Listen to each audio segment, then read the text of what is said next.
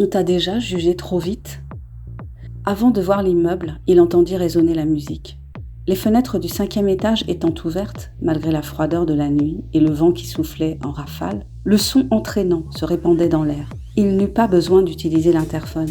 Un jeune homme sortait et, en le saluant, maintint la porte ouverte à son attention. Il était poli et avait l'air tellement sérieux dans son par-dessus ouvert sur un costume impeccable que le laisser entrer allait de soi. Il vit un mot affiché dans le hall. Il était écrit dans une police fantaisiste en caractères gras et colorés que les locataires du 5e faisaient la fête, qu'il fallait les excuser pour la gêne occasionnée et que tout le monde était bienvenu pour boire un verre et danser. Il haussa les sourcils. Il préféra prendre les escaliers plutôt que l'ascenseur. Arrivé au 5e, il s'aperçut que la fête avait lieu non seulement dans l'appartement de Fanny, mais aussi dans 2 autres dont les portes étaient ouvertes. Les invités et les habitants des 3 logements naviguaient de l'un à l'autre. Ils le regardèrent bizarrement. Il n'avait pas l'allure adéquate. Il était un peu plus âgé, certes, mais ne faisait pas si vieux. C'était plutôt sa tenue stricte qui n'allait pas étrancher avec celle décontractée de tous ces hommes qui avaient entre 20 et 30 ans, pour la plupart. Au milieu d'eux, il avait presque quelque chose d'anachronique. Il était parti sans prendre le temps de passer chez lui se changer et rêvait de quitter son costume pour une tenue plus confortable. Il se dit qu'il valait mieux commencer par l'appartement qui était celui où Fanny vivait officiellement. Il pensait pouvoir la reconnaître. Philippe lui avait montré des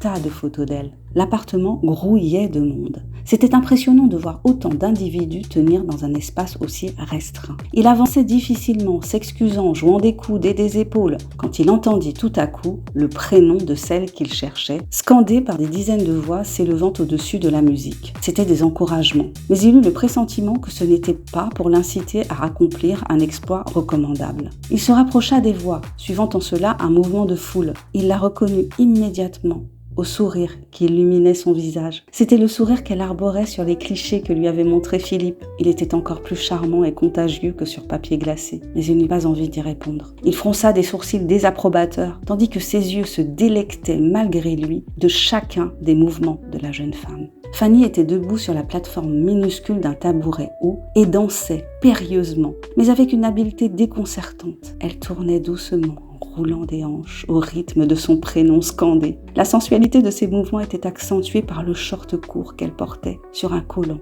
agrémenté de cuissardes. Instantanément, dans sa tête, il glissa Fanny dans une case et ressentit du désir et une profonde déception. Une jeune femme se tenait en face d'elle sur un autre tabouret, mais affichait moins d'assurance. « Wouh !» fit Fanny en prenant le petit verre d'alcool fort qu'un jeune homme à lunettes lui tendait. Elle s'immobilisa pour le vider cul sec, alors que la foule scandait son nom plus fort. Elle tendit les bras en balancier, leva un pied pour bien montrer à quel point elle conservait son équilibre malgré son degré d'alcoolémie. Ce fut au tour de l'autre fille d'avaler sa rasade. Pris de l'envie de la saisir par la taille et de la descendre de son perchoir manu militari, il s'avança vers Fanny. Il ne ferait pas cela, bien sûr, mais il fallait qu'il lui parle.